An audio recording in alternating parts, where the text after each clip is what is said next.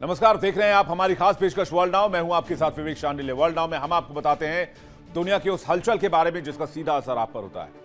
आज सबसे पहले बात करेंगे ईरान के उस खतरनाक प्लान के बारे में जिससे पूरा मिडिल ईस्ट साफ हो सकता है, जिससे अमेरिका इजराइल पर भी वजूद का खतरा आ सकता है। एक ऐसा सीक्रेट ऑपरेशन का दावा किया जा रहा है जिसने वॉशिंगटन से लेकर तेल अवीव तक खौफ पैदा कर दिया है। वर्षों से जिस एक महाशक्तिशाली सुरक्षा कवच पाने के लिए एक देश चौतरफा पाबंदी और हमले झेल रहा था, आखिरकार उसने वो गेम चेंजर मुकाम हासिल कर लिया है। कयासों और खुफिया कड़ियों को जोड़ें तो एक बड़े कमिटमेंट के पूरा होने के बाद अब दुनिया का पूरा पावर बैलेंस चेंज हो सकता है। कल तक जो सुपर पावर महाविनाश की धमकियां दे रही थी, आज वो अचानक सरेंडर मोड में आकर गुपचुप समझौते की मिन्नतें क्यों कर रही हैं? क्यों अचानक महाशक्तियों के तेवर ढीले पड़ गए? और कौन सा वो परम अस्त्र है जिसके दम पर अब ये देश दुनिया के सामने सीना थाने खड़ा है? बताएंगे आपको। और ये भी बताएंगे कि आखिर क्यों ईरान के बारे में कहा जा रहा है कि ईरान ने यूरेनियम एनरिचमेंट जारी रखा है और 60% के बार को वो क्रॉस कर चुका है। इसके बाद वर्ल्ड नाउ में बात करेंगे जापान और चीन के बीच पैदा होते जंगी हालात के। ये कोई हवाई बात नहीं है। जापान ने मिसाइलों की तैनाती शुरू कर दी है। एशिया के समंदर में सबसे बड़ा और खतरनाक फ्रंट खुलने वाला है। अपनी विस्तारवाद नीति और दादागिरी के घमंड में चूर चीन को अब उसी की भाषा में तगड़ा सबक सिखाने की तैयारी हो रही है। चीन के कम्युनिस्ट पार्टी की 105वीं जयंती पर वहां के राष्ट्रपति शी जिनपिंग ने कहा, वक्त आ गया है ताइवान को लेने का। वक्त आ गया है कि चाइना को ताइवान के साथ जोड़ दिया जाए। लेकिन जिनपिंग को शायद अंदाजा नहीं था कि उनके ठीक सामने से इतनी भीषण हुंकार उठेगी।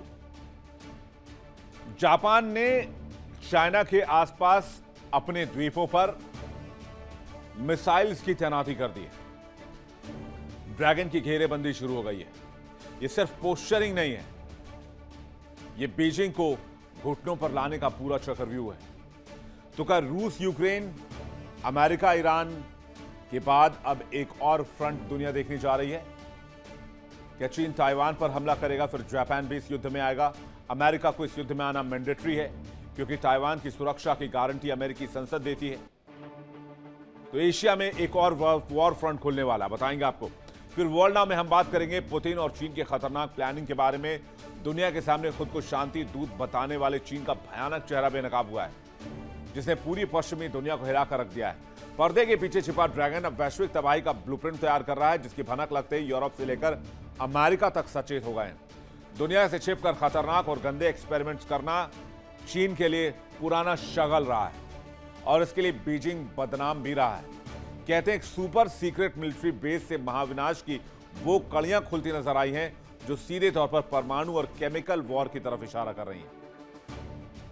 तो आखिर चाइना किसके खिलाफ केमिकल और बायो वेपन का इस्तेमाल करना चाहता है और क्या है तैयारी? खुफिया रिपोर्ट में क्या कहा गया है, डिटेल आपको बताएंगे। तो चलिए देखते हैं वर्ल्ड नाउ। वर्ल्ड नाउ में आज सबसे पहली बात ईरान की उस ताकत के बारे में जिसके बारे में अब तक इजराइल और अमेरिका इस बात को लेकर आश्वस्त थे कि उन्होंने ईरान को रोक दिया है। लेकिन कहते हैं ईरान को अब कोई भी झुकाने की कोशिश नहीं कर सकता है। इस खबर के बाद शायद यूएस और इजराइल खुद को समझा भी ना पाए। हम आपको एआई के वीडियो के माध्यम से दिखाने की कोशिश करते हैं किस तरह से ईरान ने यूरेनियम एनरिचमेंट को बढ़ाया है और न्यूक्लियर वेपन्स तैयार करने की कोशिश की है। कहते हैं ईरान ने इसलिए अपना एनरिच्ड यूरेनियम हैंडओवर नहीं किया किसी भी दूसरे देश को, यहां तक कि चाइना और रूस को भी नहीं, क्योंकि ईरान लगातार यूरेनियम एनरिचमेंट पर आज भी काम कर रहा है। और अमेरिका और वहां के राष्ट्रपति डोनाल्ड ट्रंप पूरी दुनिया से झूठ बोल रहे हैं, लेकिन ये सच्चाई इजराइल अच्छी तरीके से जानता है। इसलिए इजराइल बार बार कह रहा है कि ईरान के खिलाफ युद्ध रोकना सबसे बड़ी गलती होगी। दावा किया जा रहा है कि ईरान ने वो कर दिखाया है जिसका अभी तक अंदाजा ही लगाया जा रहा था।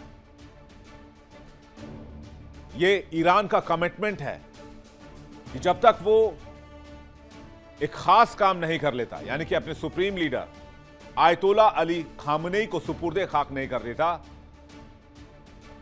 तब तक वो इस बात का ऐलान नहीं करेगा। दावा किया जा रहा है कि ईरान ने जंग और सीजफायर के बीच में लगभग 90% तक यूरेनियम एनरिच कर लिया है, जिसकी मात्रा बहुत ज्यादा नहीं है। और आज की तारीख में यूरेनियम एनरिचमेंट का वो लेवल ईरान हासिल कर चुका है जिसे परमाणु हथियार बनाए जा सकते हैं। और ये बात हम नहीं कह रहे, पश्चिमी मीडिया और ईरान के अंदर के टॉप सोर्सेज ये दावा कर रहे हैं कि ईरान ने न्यूक्लियर वेपन तक पहुंच बना ली है। हालांकि ये साफ नहीं है कि न्यूक्लियर वेपन बना लिया गया है या प्रोसेस में है या बन जाएगा, लेकिन ये क्लियर है कि लगभग जो एनरिचमेंट है वहां तक पहुंच चुका है तेहरान। अमेरिका और इजराइल के हमले में जब सुप्रीम लीडर माने गए, उससे पहले अमेरिका और इजराइल की धमकियों की वजह से आयतुल्ला अली खामनेई ने आईआरजीसी और वैज्ञानिकों को यूरेनियम एनरिचमेंट को 90% ले जाने का आदेश दे दिया था। और यह काम ईरान कोई खुली सतह या खुले प्लांट पे नहीं कर रहा, वो ग्रेनाइट के चट्टान के नीचे 500 फीट अंदर यह ऑपरेशन चला रहा है, यूरेनियम एनरिच कर रहा है, जहां दुनिया का कोई भी बंकर बस्टर बम नहीं पहुंच सकता है, चाहे अमेरिका कितनी ही ताकत लगा ले। कहते हैं जब हमले में अली खामनेई मारे गए और मुश्तबा को सुप्रीम लीडर बनाया गया, उसी दिन मुश्तबा खामनेई ने कसम खाई थी कि जिस तरह से मेरे पिता को मारा गया, भविष्य में ईरान का कोई भी लीडर इस तरह से ना मारा जाए, इसके लिए परमाणु हथियार हासिल करके रहेंगे, चाहे इसके लिए कुछ भी क्यों ना करना पड़े। और यह भी कहा जाता है कि मुश्तबा ने कसम यह भी खाई कि वो अपने पिता का अंतिम संस्कार तब तक नहीं करेंगे, उनको सुपुर्दे खाक तब तक नहीं करेंगे, जब तक यूरेनियम एनरिचमेंट में ईरान परमाणु हथियार ग्रेड के एनरिचमेंट को हासिल ना कर ले। और कहते हैं अप्रैल के एंड में यह काम फिनिश भी कर लिया गया है। और आपको याद होगा, मैंने वर्ल्ड नाउ में आपको बार बार बताया कि ईरान बार बार यह कहता रहा है कि अमेरिका अगर फुल फ्लेज हमला करता है, अटैक करता है, तो सरप्राइज के लिए तैयार है। तो क्या यह वही सरप्राइज है? क्या ईरान न्यूक्लियर वेपन बना चुका है? इसके पीछे कई डॉट्स हैं जिसे कनेक्ट करना जरूरी है। अप्रैल से लेकर मई तक ईरान में हर हफ्ते 2-3 भूकंप के झटके लगातार आते रहे, जो यूएसजीएस भी रिकॉर्ड कर रहा था। ईरान इस भूकंप के झटके को लेकर खामोश रहा और कह रहा था ये नेचुरल भूकंप के झटके हैं, ये प्राकृतिक हैं, और कभी इस पर खुलकर बात नहीं कर रहा था। अब जब ईरान में भूकंप की बात हो रही, चलिए आपको बता देते हैं कि अगर कोई देश न्यूक्लियर टेस्ट करता है तो भूकंप के झटके की तीव्रता कितनी महसूस होती है। एक छोटा टेस्ट अगर आप करेंगे 1 से 5 किलो टन का, तो 4.5 से 5.5 तीव्रता मापी जाती है रिक्टर स्केल की। अगर हम भूकंप के लिहाज से देखें, अगर एक मीडियम साइज बॉम्ब ट्राई करते हैं जैसे 20 से 50 किलो टन, तो 5.5 से 6.5 रिक्टर स्केल पर भूकंप की तीव्रता मापी जा सकती है। अगर बहुत बड़ा बम टेस्ट कर रहा है कोई देश 1 मेगाटन से ज्यादा, तो 6.5 से 7 तीव्रता तक के भूकंप महसूस किए जा सकते हैं। और ईरान में जो लगातार भूकंप आए उनके रेंज क्या थे? 4.2, 4.5, 4.7, 4.8, 4.9, 4.6, 5, इस तरह का रेंज था। मतलब एक से लेकर 5 किलो टन का कोई हथियार टेस्ट किया गया है। आखिर ऐसे दावे और क्यों किए जा रहे हैं, यह भी समझिए। ईरान के पास 2025 में 60% एनरिच्ड यूरेनियम था, जिसकी मात्रा 440 केजी थी। ईरान वर्षों से गुप्त रूप से परमाणु कार्यक्रम पर काम कर रहा है। आईएईए को नहीं पता कि संवर्धित यूरेनियम कहां रखा गया और उसका उपयोग ईरान किस तरह से कर रहा है। रूस उत्तर कोरिया की मदद से परमाणु हथियार विकसित करने का दावा कर रहा है। अली खामनेई की मौत के बाद मुश्तबा ने इस कार्यक्रम को और रफ्तार दी और आईआरजीसी को कहा कि सुनिश्चित करो कि हम कितनी जल्दी से जल्दी ये वेपन बना सकते हैं, क्योंकि एक बार अगर परमाणु हथियार ईरान के हाथ लग गया तो फिर वो भी किम जोंग उन की तरह पूरी दुनिया में आजाद हो जाएगा। कोई भी देश ईरान पर हमला करने से पहले 100 बार सोचेगा। जैसे आज किम जोंग उन को नॉर्थ कोरिया का तानाशाह पूरी दुनिया मानती तो है। अमेरिका, यूरोप, कई देशों से किम जोंग उन की दुश्मनी है, लेकिन कोई भी देश नॉर्थ कोरिया को छूने की हिम्मत नहीं करता। वजह आपको पता है, परमाणु हथियार से लैस नॉर्थ कोरिया। और सबसे बड़ी बात, परमाणु हथियार को वेपन ऑफ डेटरेंस भी माना जाता है, मतलब खौफ का हथियार। और जो खबर है ईरान से, उसके मुताबिक supreme leader ayatollah Ali Khamenei को 9 जुलाई को सुपुर्दे खाक किया जाएगा। अंतिम संस्कार में बहुत बड़ा कार्यक्रम चलाए जाने की बात कही जा रही है। 5 जुलाई से 9 जुलाई तक कार्यक्रम चलेंगे। खामेनी को पूर्वोत्तर ईरान के शहर मशहद में सुपुर्दे खाक किया जाएगा। इसके बाद ईरान न्यूक्लियर वेपन हासिल कर लेने का ऐलान भी कर सकता है। मामला बहुत पेचीदा होता जा रहा है। दावा यह किया जा रहा है कि ईरान ने न्यूक्लियर वेपन बनाने की जानकारी अमेरिका को दी है और इसकी जानकारी सबसे पहले डोनाल्ड ट्रंप को दी गई है। कहते हैं ट्रंप इस खबर से गुस्से में लाल हो गए। पहले पेंटागन के अधिकारियों पर भड़के, फिर पीट हेगसेथ पर नाराज हुए और कहा कि आपने कुछ नहीं हासिल कर पाया, आपने डिपार्टमेंट ऑफ वॉर भी बनाया। और फिर खुफिया रिपोर्ट न देने की वजह से तुलसी गबार्ड को कह दिया गया कि आप रिजाइन कर दो। और बहुत ज्यादा समय नहीं हुआ है तुलसी गबार्ड जब ट्रंप की टीम से बाहर की गई हैं। हालांकि दुनिया को यह दिखाया गया कि तुलसी गबार्ड खुश नहीं है, उनके पास टाइम नहीं है, वो काम नहीं करना चाहती, वो छोड़ना चाहती हैं। लेकिन असली कहानी पर्दे के पीछे ये थी। उसके बाद ईरान से डील की टेबल पर आया अमेरिका।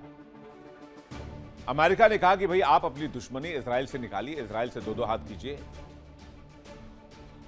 और हम दोनों बैठकर बातचीत कर लेते हैं। शायद इसलिए अमेरिका ने ऐसी डील बनाई जिसमें इजराइल था ही नहीं।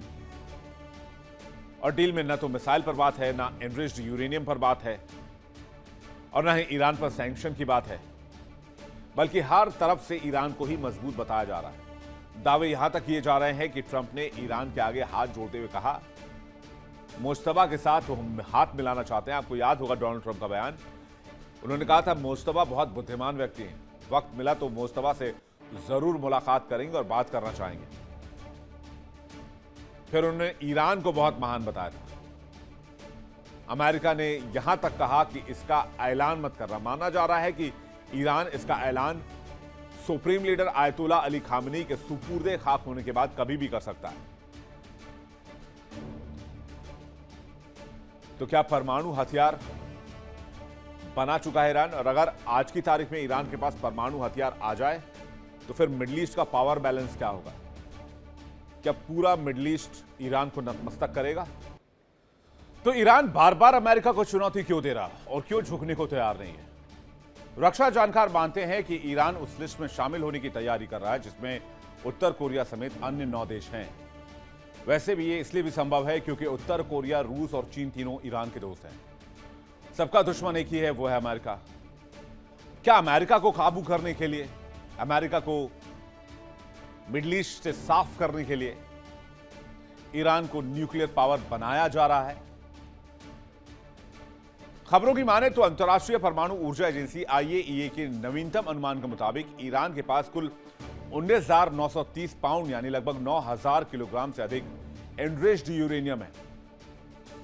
और इसमें सबसे ज्यादा चिंता की बात जो है वो यूरेनियम के लिहाज से कि ईरान के पास आज की तारीख में 440 किलोग्राम संवर्धित यूरेनियम 60% तक है। और ये एनरिचमेंट पिछले साल के आंकड़े के मुताबिक है। उसके बाद से किसी को नहीं पता कि ईरान के पास एनरिच्ड यूरेनियम कितने % तक जा चुका है। जून 2025 में हुए सैन्य हमलों के बाद ईरान का परमाणु कार्यक्रम किस दिशा में जा रहा है, कैसे चल रहा है, कितना आगे बढ़ा है? ईरान 70% पहुंच गया है, 80% पहुंच गया है, 90% पहुंच गया है, किसी को कुछ नहीं पता। कहते हैं इस मामले में मोसाद के हाथ भी खाली हैं, इस मामले में CIA के हाथ भी खाली हैं। और इन दोनों खुफिया एजेंसियों को भी इस बात की जानकारी नहीं है। और यही अमेरिका और इजराइल के लिए सबसे बड़ी चिंता का विषय है। और इस बारे में हमेशा IAEA ईरान और अमेरिका और इजराइल को वार्न करता रहा है। अब जब ईरान के पास कुल 19,930 पाउंड यूरेनियम मौजूद है, मतलब 9,000 किलो एनरिच्ड यूरेनियम का भंडार जो पूरी दुनिया को साफ करने के लिए काफी है, अगर इसे 90% तक एनरिच कर लिया जाए तो ईरान के पास 440 किलो यूरेनियम 60% एनरिच तक है, जो लास्ट रिकॉर्ड हासिल है उसके हिसाब से। मेरा यह मानना है कि 70, 80, 85% के आसपास आज की तारीख में है। 184.1 किलोग्राम यूरेनियम 20% तक एनरिच्ड है। 6024 किलोग्राम यूरेनियम 5% तक एनरिच है। 2391 किलोग्राम यूरेनियम 2% तक एनरिच है। अब कितनी एनरिचमेंट जरूरी है? बिजली उत्पादन के लिए रिएक्टर्स में जो इस्तेमाल होता है यूरेनियम, उसके लिए तो 3 से 5% बहुत काफी है। अगर बहुत कुछ उन्नत रिएक्टर्स जो आज के जमाने में काम कर रहे हैं, वहां 20% से भी काम चला सकते हैं, मतलब वो बढ़िया होगा आपके लिए। अगर रिसर्च और मेडिकल फील्ड की बात की जाए तो लगभग 12 से 20% तक संवर्धित यूरेनियम का इस्तेमाल होता है। कैंसर के इलाज में, मेडिकल इमेजिंग में, रेडियो एक्टिव मटेरियल में, जरूरी चिकित्सा के लिए 20% से कम संवर्धित यूरेनियम भी पर्याप्त है। अब ये एनरिचमेंट क्या भला है? प्राकृतिक यूरेनियम में आइसोटोप U-235 की मात्रा बढ़ाना ही यूरेनियम एनरिचमेंट माना जाता है। प्राकृतिक रूप से यूरेनियम के 2 आइसोटोप मिलते हैं। पहला आइसोटोप है U-238 जो 99.30% होता है। दूसरा आइसोटोप है U-235 जो 0.70% माना जाता है। अब गैस सेंट्रीफ्यूज प्रणाली से यूरेनियम संवर्धन होता है। यूरेनियम को गैस के रूप में सेंट्रीफ्यूज में डाला जाता है। सेंट्रीफ्यूज को काफी तेजी से घुमाया जाता है और घूमते हुए सेंट्रीफ्यूज में U-38 बाहर और U-235 अंदर रहता है। U-235 का संवर्धन स्तर 90% हो जाने से न्यूक्लियर वेपन बनाया जा सकता है।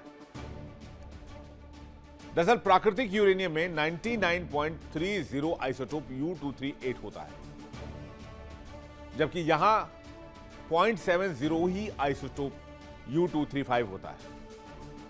और परमाणु हथियार बनाने के लिए इसको उल्टा करना पड़ता है, यानी कि आपको U-235 के एनरिचमेंट को बढ़ाना पड़ता है। उधर ईरान लगातार ताकतवर होता जा रहा है। अब मिडिल ईस्ट में ईरान ताकतवर होगा तो बाकी देशों का क्या होगा? अमेरिका के बेस का क्या होगा? ईरान ने सीधे तौर पर अमेरिका और इजराइल समेत अपने दुश्मन देशों को मैसेज दे दिया है कि अगर तो हम पर हमला हुआ या शांति भंग की तो फिर तैयार रहना।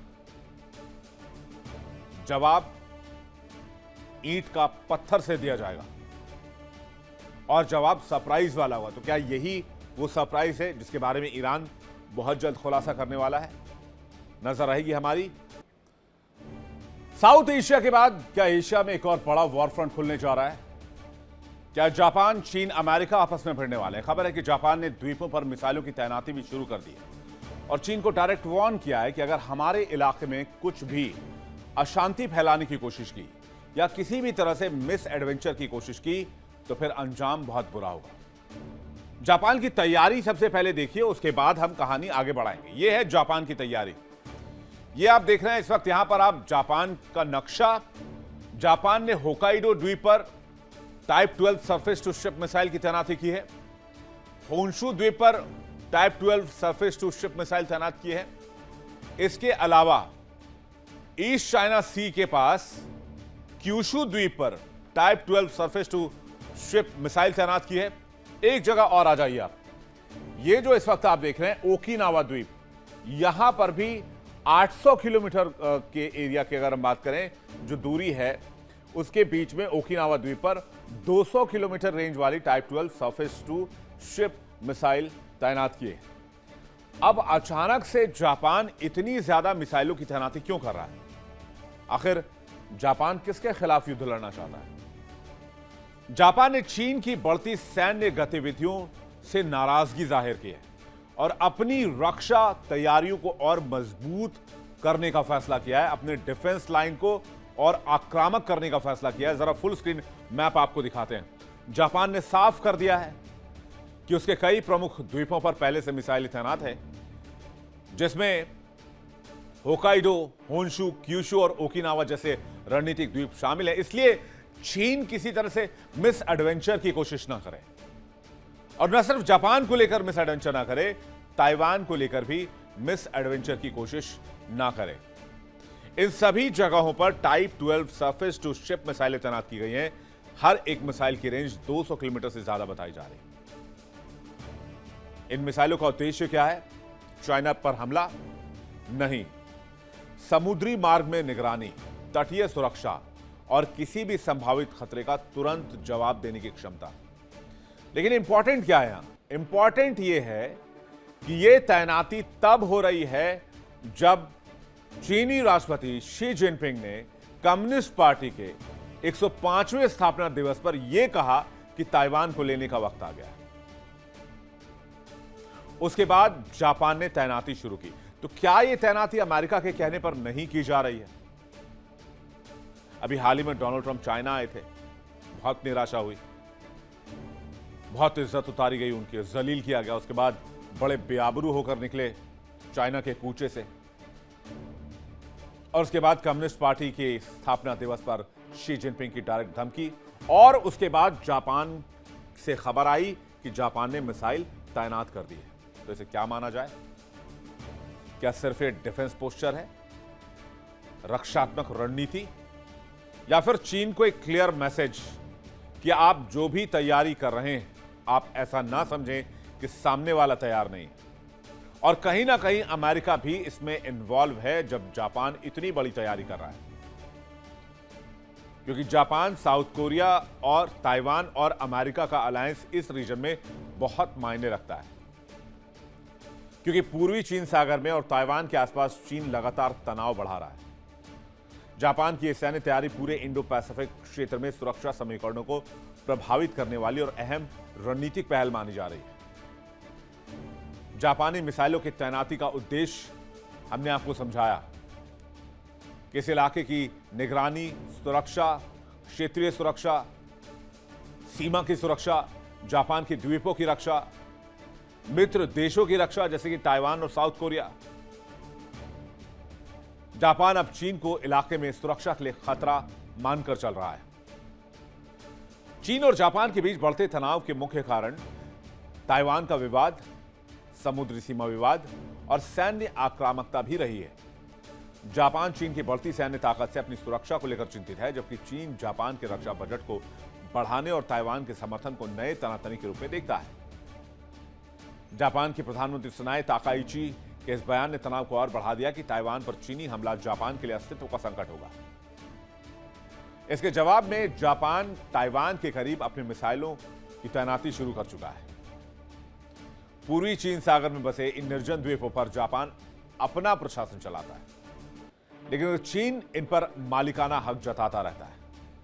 अब दोनों देशों के तट रक्षक जहाज यहां अक्सर आमने सामने हो जाते हैं। हाल ही में चीनी और रूस के लड़ाकू विमानों और बम वर्षक द्वारा जापान के हवाई क्षेत्र के पास उड़ान भरने से टोक्यो ने कड़ी आपत्ति जाहिर की। जवाब में जापान ने अपनी सैन्य तेजी जो क्षमता है उसको तेजी से बढ़ाने की प्लानिंग की।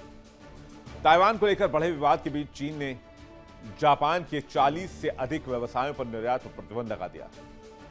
चीन ने जापानी सी फूड आयात पर भी बैन लगा रखा है, यानी एक तरह से कोल्ड वॉर स्टार्ट हो चुका है।